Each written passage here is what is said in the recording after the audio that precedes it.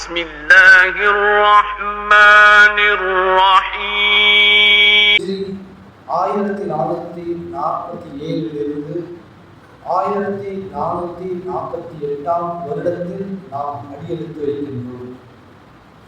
அதாவது இஸ்லாமுடைய புத்தாண்டு ஆரம்பமாகிவிட்டது. ஹிஜ்ரி என்ற வார்த்தை இது ஒரு சாதாரணமான ஒரு வார்த்தை அல்ல. இஸ்லாமிய வருடத்திற்கு பெயரிடப்பட்டுள்ள இந்த ஹிஜ்ரி என்ற வார்த்தை, அதற்கு பின்னால் உள்ள வரலாற்றை எல்லாம் நாம் பார்த்தோம் என்று சொன்னால் பல வழி நிறைந்த வரலாறுகள் நிறைந்த வார்த்தையாகத்தான் இந்த ஹிஜ்ரி என்ற வார்த்தை இருக்கு. ஏன்னு சொன்னால் அத்தனை பெரிய தியாகங்கள் கஷ்டங்களுக்கு பிறகு இந்த தீனுல் இஸ்லாம் நமக்கு வந்திருக்கின்றது. பல சஹாபாக்களுடைய தியாகங்கள், நபிகள் பெருமானார் ஸல்லல்லாஹு அலைஹி வஸல்லம் அவர்களுடைய மிகப்பெரிய தியாகம், சஹாபாக்களுடைய தியாகங்கள், அவர்களுடைய அந்த அர்ப்பணிப்பின் காரணமாக இந்த தீனுல் இஸ்லாம் நம்ம வரை சேர்ந்திருக்கின்றது. எனவே ஹிஜ்ரி என்ற இந்த வார்த்தைக்கு பின்னால் நிறைய வழி நிறைந்த வரலாறுகளை நாம் இருப்பதை பார்க்கின்றோம். பொதுவாக ஹிஜ்ரி என்ற இந்த பெயர் வருவதற்கான காரணம் என்ன என்று நாம் பார்க்கும் பொழுது, அதற்கு உமர் ரலியல்லாஹு காலத்திலேதான் இஸ்லாத்திற்கு ஒரு வருடத்தினுடைய பெயரை நாம் நிர்ணயிக்க வேண்டும். அதற்கு முன்பெல்லாம் யானை ஆண்டுகள் என்பதாக சொல்லப்பட்டோம். எப்படி நபி ஸல்லல்லாஹு அலைஹி வஸல்லம் அவர்கள் பிறந்த அந்த ஆமுல் ஃபீல் என்று சொல்வார்கள், யானை ஆண்டு. அதாவது காபத்துல்லாஹை இடிப்பதற்கு அப்ரஹா என்ற மன்னன் யானை படைகளுடன் வந்து அந்த சம்பவத்தை பற்றி அல்லாஹ் தஆலா குர்ஆனிலே சொல்கிறானே, அந்த சம்பவம் நடந்த ஆண்டிலிருந்து 1ஆம் ஆண்டு 2ஆம் ஆண்டு என்பதாக கணக்கிட்டு வந்ததாக நாம் வரலாற்றிலே பார்க்கிறோம். பொதுவாக யானை ஆண்டு என்று அதிலிருந்து தான் சொல்லுவாங்க. ஆனால் இதற்கு உமர்தியல்லாவுடைய காலத்திலே தான் நாம் நம்முடைய இஸ்லாத்திற்கு அதாவது தீனுல் இஸ்லாத்திற்கு இஸ்லாமிய அடிப்படையிலே ஒரு பெயர் வைக்கப்பட வேண்டும், அதற்கு ஒரு வருடத்தை நாம் நிர்ணயிக்க வேண்டும் என்ற அடிப்படையிலே, மஷ்வராவுடைய அடிப்படையிலே என்ன பெயர் வைக்கலாம் என்று பல பெயர்கள் வந்தது. நபி ஸல்லல்லாஹு அலைஹி வஸல்லம் அவர்களுடைய பிறந்த நாளை இஸ்லாத்துடைய ஆரம்ப வருடமாக வைத்து விடலாம் என்பதாக சொல்லப்பட்டது. இன்னும் பல அபிப்பிராயங்கள் வரக்கூடிய நேரத்தில் தான் ஹிஜ்ரத் என்பது மிக முக்கியமான ஒரு விஷயமாக இருக்கின்றது. ஏன்னு சொன்னால் அதிலிருந்து தான் இஸ்லாம் மிகப்பெரிய வெற்றி காண ஆரம்பித்தது, புத்துணர்வு பெற ஆரம்பித்தது. அதற்கு முன்பாக கடுமையான கஷ்டத்திலும் சிரமத்திலும் இருந்த சஹாபாக்களுக்கு விடிவு கிடைத்த அந்த ஹிஜ்ரத் என்ற பயணம் ஒரு மைல்கல்லாக இருக்கிறது என்ற அடிப்படையில் தான் அந்த ஹிஜ்ரத் என்ற வார்த்தையை இஸ்லாத்துடைய ஆரம்ப வருடத்தினுடைய கணக்காக வைத்துவிட என்பதாக சொல்லப்பட்டு அங்கிலிருந்து ஹிஜ்ரத் என்ற இந்த வார்த்தை உருவாகும். அன்பிற்குரியவர்களே, அல்லாஹ் என்பது பெருமானார் ஸல்லல்லாஹு அலைஹி வஸல்லம் அவர்களுக்கு அல்லாஹ் தஆலா இந்த தீனுல் இஸ்லாத்தை நபி பட்டத்தை நபி அவர்களுக்கு அல்லாஹ் தஆலா கொடுக்கின்றார். ஏகத்துவ அழைப்பை பெருமானார் ஸல்லல்லாஹு அலைஹி வஸல்லம் அவர்கள் அழைக்க ஆரம்பிக்கின்றார்கள். நபி பட்டத்திற்கு பின்பாக ஏகத்துவ அழைப்பு பக்கம் மக்களை அழைக்கின்றார்கள். அந்த நேரத்திலே மிக கடுமையான சோதனைக்கு உள்ளாக்கப்படுகின்றார்கள் பெருமானார் ஸல்லல்லாஹு அலைஹி வஸல்லம் அவர்களும் சஹாபாக்களும். நாம் நிறைய வரலாற்றை கேள்விப்பட்டிருக்கிறோம். எத்தனை பெரிய கொடுமையான வரலாறுகள். ஹஸரத் பிலால் ரலியல்லாஹு அன்ஹு எத்தனை பெரிய கொடுமைக்கு உள்ளாக்கப்பட்டார். இஸ்லாத்தை ஏற்ற ஒரே காரணத்திற்காக, அல்லாஹ் ஒருவன் என்று சொன்ன ஒரே காரணத்திற்காக, அல்லாஹ் அஹத் என்ற அந்த வார்த்தைக்காக மிக கொடுமையான வகையில் சித்திரவதைக்கு உள்ளாக்கப்பட்டார் என்றெல்லாம் நாம் வரலாற்றை படிக்கணும். எத்தனை பெரிய கொடுமை இதற்கெல்லாம் நாம் நினைத்து கூட பார்க்க முடியாது. அவர்கள் செய்த தவறு என்ன?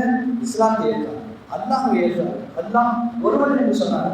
ஆனால் அது அவர்களுக்கு பிடிக்கவில்லை. ஏனென்று சொன்னால் பல தெய்வ கொள்கையிலே பல சிலைகளை வணங்கிக் கொண்ட அவர்களுக்கு மத்தியிலே ஒரே ஒரு அல்லாஹ் என்று சொல்லும் பொழுது மிக கொடூரமான அந்த கோபத்தை அவர்களுக்கு ஏற்படுத்தியதன் விளைவாக அவர்கள் கடுமையாக சித்திரவதைக்கு உள்ளாக்கப்பட்டார். ஒரு வழியாக அதற்கு அபூபக்கர் சித்தீக் ரலியல்லாஹு அவர்கள் அந்த அடிமைத்தனத்திற்கு விடுவித்து அவர்களை உரிமை விடுகின்றார்கள். அடிமைக்கவர்களே, இஸ்லாத்தை ஏற்ற அபூ தர் கிஃபாரி ரலியல்லாஹு அவர்கள் சிரியா தேசத்திலிருந்து விசாரித்து வந்து நபி அவர்களுடைய கையை பிடித்து இஸ்லாத்தை ஏற்கிறார். இஸ்லாத்தை ஏற்று நபி ஸல்லல்லாஹு அலைஹி வஸல்லம் சொல்றாங்க, உங்களுடைய இஸ்லாத்தை நீங்க என்ன செய்யுங்க, மறைத்து வைங்க, கொஞ்ச காலத்துக்கு மறைச்சு வைங்க. பிறகு சொல்லிக்கிற வெளியில சொல்லாது. என்ன சொன்னாங்க? இஸ்லாத்தை ஏற்றுக்கொண்டிருக்கீங்க, நீங்க என்ன செய்யுங்க, உங்க மனசுக்குள்ளே வைங்க அப்படின்னு சொல்லும் பொழுது அவர் சொன்னார், யார் சொல்லலாம், நாம் உண்மையில் தான் இருக்கின்றோம், சத்தியத்தில் தான் இருக்கின்றோம், நான் ஒரு காலம் இந்த சத்தியத்தை மறைக்கவே மாட்டேன், வெளியே சென்று நான் என்ன செய்வேன், இந்த சத்தியத்தை உறக்க சொல்வேன் என்பதாக சொல்லி சத்தமிட்டு சொன்னார்கள். அஷ்ஹது அல்லா இலாஹ இல்லல்லாஹ் வ அஷ்ஹது அன்ன முஹம்மதன் அப்துஹு வ ரசூலுஹு என்ற இந்த கலிமாவை உறக்க சொன்னார்கள். நாலாபுரத்தில் இந்த கடுமையாக வந்த அந்த எதிரிகள் கடுமையான முறையிலே தாக்கப்பட்டார்கள். வெஃபாரி ரலியல்லாஹு இந்த அளவுக்கு சொன்னால் அவர்கள் மௌத்தாகிவிடும் அளவிற்கு மூச்சையாகும் அளவிற்கு என்ன செய்தார்கள், கடுமையாக தாக்கப்படுகின்றார்கள். சொன்ன அவர்கள் செய்த விஷயம் என்ன, அவர்கள் செய்த தவறு என்ன, இஸ்லாத்தை ஏற்றார்கள். அது தவறா? அல்லாஹ் ஒருவன் என்பதை ஏற்றார்கள், ஆனால் இஸ்லாத்தை மறைத்து வைக்க சொன்னார்கள். பெருமானார் ஸல்லல்லாஹு அலைஹி வஸல்லம் அவர்கள் சொன்னார்கள், யா ரசூலல்லாஹ், சத்தியத்தை நான் என்றைக்குமே நான் மறைக்க மாட்டேன் என்ற அவருடைய அந்த உத்வேகத்தின் காரணமாக வெளியிலே எப்படி சொன்னார்கள், கடுமையான முறையிலே தாக்கப்பட்ட இந்த வரலாற்றை நாம் பார்க்கிறோம். இப்படியாக நிறைய வரலாறு. ஹப்பாப் ரலியல்லாஹு அவர்கள் இஸ்லாத்தை ஏற்றதன் காரணமாக கடுமையான முறையிலே அவர்கள் நெருப்பிலே படுக்க வைக்கப்படுகிறார்கள். நெருப்பிலே படுக்க வைத்து நெருப்பு கங்குகளின் மீது அவர்களை படுக்க வைக்கப்படுகிறார்கள். எப்படி இருக்கும்? அவர்களுடைய அந்த உடலில் இருந்து, சதையில் இருந்து அந்த கொழுப்புக்கள் எல்லாம் வடித்து அதனுடைய அந்த அணைக்கும் அளவிற்கு கடுமையான முறையில் என்ன செய்தார்கள், அவர்கள் சித்திரவதைக்கு உள்ளாக்கப்பட்டார். ஒரு நீண்ட காலத்திற்கு பிறகு உமர் ரலியல்லாஹு அவர்கள் அந்த ஹப்பாப் ரலியல்லாஹு அவருடைய அந்த இடுப்பை பார்த்து விட்டு ரொம்ப ஆச்சரியப்பட்டு, இது போன்று நான் யாருடைய இடுப்பையும் நான் பார்க்கவில்லை, மிக கொடூரமான முறையிலே நீங்கள் தாக்கப்பட்டிருக்கின்றீர்களே, இந்த இஸ்லாத்திற்கு இவ்வளவு பெரிய தியாகங்களை மேற்கொண்டு இருக்கின்றது என்பதாக சொன்னார்கள். இப்படியாக கடுமையான ஒரு அந்த போராட்டத்திற்கு பின்புதான் நபி ஸல்லல்லாஹு அலைஹி வஸல்லம் அவர்கள் சில சஹாபாக்களை முதலில் அபிசீனியாவுக்கு ஹிஜ்ரத்துக்கு அனுப்பி வைக்கின்றனர். ஏன்னு சொன்னால் மக்காவிலே இந்த இஸ்லாத்தின் அடிப்படையில் வாழ்வதற்கு இந்த எதிரிகள் விடுவதில்லை. கடுமையான முறையில் அவர்கள் சித்திரவதைக்கு உள்ளாக்கப்படுகின்ற இந்த நிலையில் தான் நபி ஸல்லல்லாஹு அலைஹி வஸல்லம் அவர்கள் சில சஹாபாக்களை தேர்ந்தெடுத்து அபிசீனியாவுக்கு ஹிஜ்ரத் செய்ய வைக்கிறார். பிறகு நபி ஸல்லல்லாஹு அலைஹி வஸல்லம் அவர்கள் சஹாபாக்களும் மதீனாவிற்கு ஹிஜ்ரத் செய்கிறார். ஏனென்று சொன்னால் மக்காவிலே இஸ்லாத்தின் அடிப்படையில் வாழ்வதற்கான ஒரு சூழல் நிலவவில்லை அந்த நேரத்தில். அதற்கு பின்பு மதீனாவிற்கு ஹிஜ்ரத் செய்கின்றார்கள். அல்லாஹ் தஆலாவுடைய வெற்றி வருகின்றது. பிறகு அல்லாஹ் தஆலா நபி ஸல்லல்லாஹு அலைஹி வஸல்லம் அவர்களுக்கும் சஹாபாக்களுக்கும் மிகப்பெரிய ஒரு வெற்றியை கொடுக்கின்றான். இந்த அளவுக்கு மக்காவை வெற்றி கொள்ளப்படக்கூடிய அளவிற்கு மிகப்பெரிய ஒரு சாம்ராஜ்யத்தை உருவாக்கினார்கள் நபி ஸல்லல்லாஹு அலைஹி வஸல்லம். இது எதற்கு பின்னால் வந்தது? இது ஒரு சாதாரணமாக வருகிறது. கடுமையான கஷ்டங்கள், சிரமங்கள், அவர்கள் அந்த அர்ப்பணிப்புகளின் காரணமாகத்தான் அல்லாஹ் தஆலா கொடுத்தார்களா.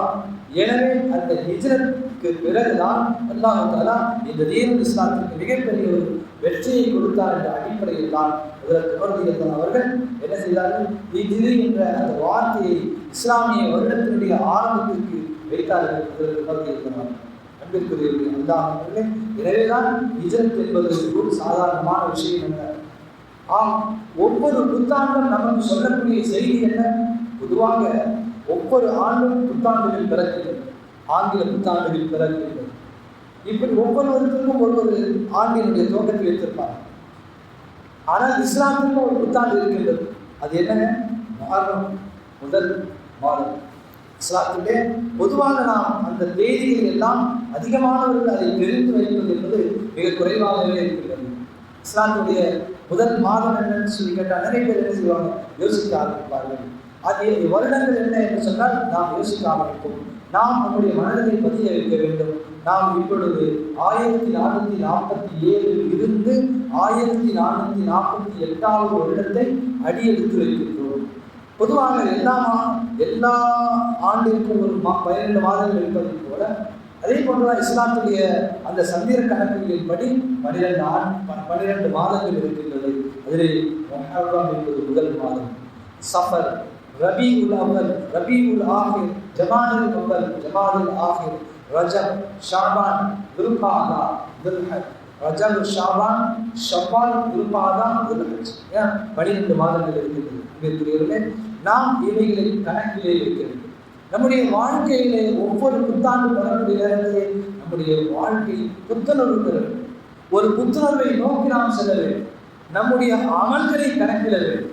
ஒவ்வொரு ஆண்டிலிருந்து நான் இன்னொரு ஆண்டிற்கு அதிகரித்து வைக்கின்றேன் என்று சொன்னால் கடந்த ஆண்டை விட இந்த ஆண்டு என்னுடைய வாழ்க்கையிலே மிக சிறப்பானதாக இருக்க வேண்டும்.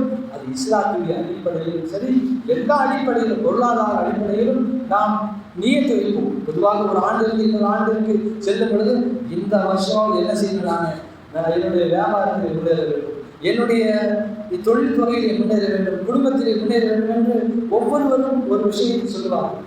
நாம் என்ன சொல்றோம், நான் என்னுடைய இஸ்லாத்தின் அடிப்படையில் முன்னேற வேண்டும். என்னுடைய சென்ற ஆண்டை காட்டிலும் இந்த வருடம் நான் அமல்களால் முன்னேறுவேன். அவர்களால் ஏன் வருடம் கழிவது என்பது அது ஒரு மகிழ்ச்சிக்கானது அல்ல. நாம் எதை நோக்கி செல்கின்றோம்? ஒரு வருடம் நம்ம விட்டு கடந்து விட்டால் நாம் எதை முன்னோக்கி செல்கின்றோம், கடைசி என்னவாக இருக்கின்றது என்பதை பார்க்க வேண்டும். நாம் மௌத்தை நோக்கி செல்கின்றோம். இதிலே ஒவ்வொரு நாள் கழிந்த பிறகும் என்னுடைய ஆயுள் காலத்திலே ஒரு நாளை கழித்து விட்டேன், என்னுடைய ஆயுளிலே ஒரு வருடத்தை கழித்து விட்டேன் என்று சொன்னால் அது மகிழ்ச்சிக்கானதாக அல்ல. மீதமுள்ள காலம் எவ்வளவு இருக்கிறது என்பது தெரியாது. அந்த காலத்தை நான் சிறப்பாக, வரக்கூடிய வருடத்தை நான் சிறப்பாக கழிப்பேன் என்பதை நாம் ஒவ்வொருவரும் நியமித்திருக்க வேண்டும். எனவே இஸ்லாத்துடைய புத்தாண்டிலே துவக்கத்திலே நாம் இருக்கின்றோம், முஹர்ரமுடைய மாதத்திலே நாம் இருக்கின்றோம். நாம் நம்முடைய வாழ்க்கையை அழகாக ஆக்க வேண்டும். பொதுவாக எனக்கு என்ன செய்யும், ஒவ்வொருத்தரும் என்னுடைய வீட்டை அழகாக ஆக்க வேண்டும் என்று நினைக்கின்றோம், ஷோ செய்கின்றோம், அதை என்ன செய்ய அலங்கரிக்கின்றோம். என்னுடைய வாகனம் அழகாக இருக்க வேண்டும் என்று விரும்புகின்றோம், என்னுடைய உடை அலங்காரமாக அழகாக இருக்க வேண்டும் என்று விரும்புகின்றோம். தவறு ஒன்றும் கிடையாது. ஏனென்று சொன்னால் நபி ஸல்லல்லாஹு அலைஹி வஸல்லம் சொன்னார்கள், அல்லாஹ் ஜமீல், அல்லாஹ் அழகானவர்.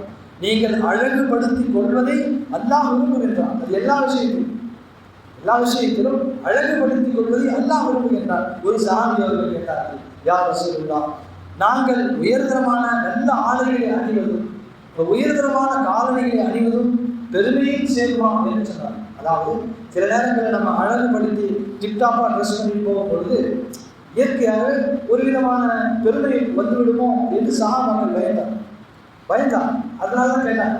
அவன் நல்ல இதாக நடக்கும் பொழுது யார் சொல்லலாம், நான் உயர்தரமான ஆடையில் நல்ல காலணியில நல்ல செருப்புகளை அணிஞ்சிட்டு போகும்போது அதுவும் பெருமையில் சேருவான். ஏன்னா பெருமையில் அல்லாஹ்வுக்கு பிடிக்காதவர்கள் இல்லை. இதை மாதிரி செய்யும் பொழுது பெருமை ஏற்பட்டு விடக்கூடாது, ஆனால் அந்த மாதிரி போடுவதும் பெருமையில் சேருவான் என்று சஹாபாக்கள் கேட்கிறார். நபி ஸல்லல்லாஹு அலைஹி வஸல்லம் பதில் சொன்னார்கள், இல்லை, நீங்கள் உயர்தரமான ஆடைகளை அணிவதும் உங்களை அலங்கரித்துக் கொள்வதும் அழகுபடுத்திக் கொள்வதும் தவறு ஒன்றும் இல்லை. அல்லாஹ் ஜமீல், அல்லாஹ் அழகானவனாக இருக்கின்றான். யுஹிப்புல் ஜமால், அழகை விரும்புகின்றான் என்பதாக நபி ஸல்லல்லாஹு அலைஹி வஸல்லம் அவர்கள் சொன்னார். ஆக மிக்கவர்களே, நாம் எதற்கு சொல்ல வேண்டும் சொன்னால், நம்முடைய எல்லா விஷயத்தையும் நாம் அழகுபடுத்திக் கொள்கின்றோம். வீட்டை அழகுபடுத்துகின்றோம், அலங்காரப்படுத்துகின்றோம், வாகனத்தை அலங்காரமாக வைத்துக் கொள்கின்றோம், உடைகளை அலங்காரமாக வைத்திருக்கின்றோம். இப்படியாக எல்லாவற்றையும் வைத்திருக்கின்ற நாம் வாழ்க்கையும் அழகாக ஆக்க வேண்டும். அல்லாஹ் குர்ஆனில் சொல்வது போல, இந்த உலகத்தினுடைய வாழ்க்கையும் அல்லது ஹலக்கல் மௌத வல் ஹயாத்த லியப்லுவக்கும் அய்யுக்கும் அஹ்ஸனு அமலா, ஹயாத்தையும் மௌத்தையும் உங்களை நாம் சோதிப்பதற்காக, உங்களுடைய அமல்களால் யார் சிறந்தவர்களாக இருக்கின்றனர் என்பதை சோதிப்பதற்காக, அழகான அமல்களை யார் கொண்டு வருகிறது என்பதை பார்ப்பதற்காகத்தான் இந்த வாழ்க்கையை தான் நமக்கு கொடுத்திருக்கிறார். அப்ப என்று சொன்னால் நம்முடைய வாழ்க்கையை நாம் அழகாக மாற்ற வேண்டும் சொல்லுங்கள். அதற்கான வழிமுறைகள் தான் பெருமானார் ஸல்லல்லாஹு அலைஹி வஸல்லம் காட்டிய வழிமுறை. நபி ஸல்லல்லாஹு அலைஹி வஸல்லம் அவர்களை போன்ற ஒரு வாழ்க்கை உலகத்தில் வேறு யாரும் வாழ முடியாது. எப்படிப்பட்ட உன்னதமான வாழ்க்கை வாழ்ந்தார்கள், சொன்னது மட்டுமல்லாமல் சஹாபாக்களுக்கு அதை செய்து காண்பித்தார். தன்னுடைய வாழ்க்கையிலே எல்லா நிலைகளையும் சந்தித்தார்கள் பெருமானார் ஸல்லல்லாஹு அலைஹி வஸல்லம். எல்லா நிலைகளிலும் எப்படி இருக்க வேண்டும் என்பதை சஹாபாக்களுக்கு போதித்தார்கள் பெருமானார் ஸல்லல்லாஹு அலைஹி வஸல்லம். எனவேதான் பெருமானார் ஸல்லல்லாஹு அலைஹி வஸல்லம் அந்த வாழ்க்கையை நம்முடைய வாழ்க்கையாக கொண்டு வருமையானால் நம்முடைய நடை, உடை, பாவனை, நம்முடைய தோரணையிலே, நம்முடைய தொழில் துறையிலே, குடும்பத்திலே, எல்லா நிலைகளிலும் பெருமானார் ஸல்லல்லாஹு அலைஹி வஸல்லம் எப்படி நடந்தார், எப்படி பேசுவாங்க, எல்லாவற்றிலும் நளினமாக பேசுவார்கள். யாரையும் கடுகடுத்து பேச மாட்டார்கள், யாரையும் எடுத்தறிந்து பேச மாட்டார்கள், யாருடைய முகத்திற்கு நேராக அவர்களை மனம் நோக்கும்படி பேச மாட்டார்கள். சஹாபாக்களுக்கு சொல்வார்கள், பெருமானார் ஸல்லல்லாஹு அலைஹி வஸல்லம், நீங்க சஹாபாக்களை பார்த்து சொல்லுவாங்க, யாரை பற்றி என்னிடத்துல குறைகளை கொண்டு வந்துடாதீங்க, யாரை பற்றி வந்து என்கிட்ட என்ன செய்யாதீங்க, குறை சொல்லாதீங்க. ஏன்னா நான் உங்களை பார்க்கும் பொழுது அல்லது எல்லா சஹாபாக்களை பார்க்கும் பொழுது நல்ல நிலையில் நான் பார்க்க விருப்பப்படுகின்றேன். யாரை பற்றியாவது என்னிடத்தில் சொல்லிவிட்டால் நான் அவரை பார்க்கும் பொழுது இந்த நேரத்தில் இவரை பற்றி அவர் என்ன குறை சொல்லியிருந்தாலே அது மாதிரி இருக்குமா என்று குறையாக அவர்கள் என்ன தோன்றும். எனவேதான் நபி ஸல்லல்லாஹு அலைஹி வஸல்லம் சொன்னார்கள், யாரை பற்றி நீங்கள் குறைத்து இந்த சொல்ல வேண்டாம் என்பதாக. அவர்களே, இந்த புத்தாண்டிலே அடியெடுத்து நாம் இஸ்லாத்துடைய வருடத்தினுடைய ஆரம்பத்தில் கால் எடுத்து வைக்கக்கூடிய நாம் உறுதி எடுக்க வேண்டும். என்னுடைய அமல்களால் நான் அலங்கரிப்பேன். ஒரு நாளைக்கு 5 நேரம் தொழுகையை கொண்டு என்னுடைய வாழ்க்கையை சிறப்பாக்குவேன், அழகாக்குவேன். அதுதான் அழகு. வாழ்க்கையினுடைய அழகு என்னங்க? ஒரு நாளைக்கு 5 நேரம் தொழுகை நான் சரியாக நிறைவேற்றுகின்றேனா, அதுதான் என்னுடைய வாழ்க்கையை நான் அலங்காரப்படுத்துவதற்கு அர்த்தம். நான் ஒவ்வொரு நாளும் குர்ஆனை எடுத்து ஓதுகின்றேன், அல்லாஹ்வை திக்ர் செய்கின்றேன். இப்படியாக அமல்கள் ரீதியாக நான் ரமலானுடைய காலங்களில் முறையாக நோன்பு நோக்கின்றேன். நான் கொடுக்கல் வாங்கல் விஷயத்தில் சரியாக நடக்கின்றேன். யாரிடத்திலும் நான் கொடுத்த வாக்குறுதியை முடிந்த அளவுக்கு நிறைவேற்றுகின்றேன். எல்லாமே அழகான வாழ்க்கைக்கு ஒரு தொடர்புடையதாக இருக்கிறது. எனவேதான் நபி ஸல்லல்லாஹு அலைஹி வஸல்லம் அவர்களுடைய ஒவ்வொரு விஷயத்தையும் அழகாக மாற்றினார்கள். சஹாபாக்களுடைய வாழ்க்கையை அப்படி உருவாக்கினார். எந்த அளவுக்கு பேசப்படும் பொருளாக இன்றளவிலும் சஹாபாக்களுடைய வாழ்க்கையை பற்றி பேசக்கூடிய அளவிற்கு அந்த வாழ்க்கையை உருவாக்குகிறார்கள் என்று சொன்னால் நபி ஸல்லல்லாஹு அலைஹி வஸல்லம் அவர்கள் சஹாபாக்கள் மீது அத்தனை பெரிய முயற்சிகள் எடுத்து அவர்களை சொற்க தங்கமாக மாற்றினார்கள் பெருமானார் ஸல்லல்லாஹு அலைஹி வஸல்லம். நம்முடைய வாழ்க்கையும் அது போன்ற ஒரு முன்மாதிரி எடுத்து நாம் என்ன செய்ய வாழ்க்கை வாழக்கூடியவர்களாக நாம் மாற வேண்டும். இஸ்லாத்துடைய வருடத்தினுடைய ஆரம்பத்தில் இருக்கும் நாம் இதுவெல்லாம் நம்முடைய லட்சியங்களாக குறிக்கோளாக முன்வைத்து இன்ஷா அல்லாஹ் 1448வது வருடத்தை நாம் அடியெடுத்து வைப்போம். வல்ல ரஹ்மான் நம் அனைவருக்கும் அமல் செய்யக்கூடிய பாக்கியத்தை தருவானாக. அதே போன்று நபி ஸல்லல்லாஹு அலைஹி வஸல்லம் சொன்னார்கள், ஆஷுராவுடைய நாளில் நோன்பை பற்றி சொன்னார்கள். அது மிக சிறந்த நோன்பாக இருக்கின்றது. அந்த நோன்பு இருக்கின்றது கடந்த ஒரு ஆண்டினுடைய பாவத்திற்கு பரிகாரமாக இருக்கின்றதாக நபி ஸல்லல்லாஹு அலைஹி வஸல்லம் சொன்னாங்க. அதை எப்படி நோன்பது? முஹர்ரம் 9, 10 அல்லது 10, 11 2 நாட்களாக நாம் நோன்பை நோக்கக்கூடியவர்களாக இருக்க வேண்டும். அல்லாஹ் தஆலா அந்த நோன்பின் காரணமாக நம்முடைய ஒரு வருடத்தினுடைய பாவத்தை அழிக்கின்றார் என்பதாக நபி ஸல்லல்லாஹு அலைஹி வஸல்லம் சொல்லியிருக்கின்றார்கள். எனவே இன்ஷா அல்லாஹ் நாமும் நோன்பு நோற்பதற்கான முயற்சிகளை மேற்கொள்வோம். வல்ல ரஹ்மான் அனைவருக்கும் அமல் செய்யக்கூடிய பாக்கியத்தை தருவானாக. ஆமீன். வ ஆஹிரு தஅவானா அல்ஹம்துலில்லாஹி ரப்பில் ஆலமீன். அஸ்ஸலாமு அலைக்கும் வரஹ்மத்துல்லாஹி வபரகாத்துஹு.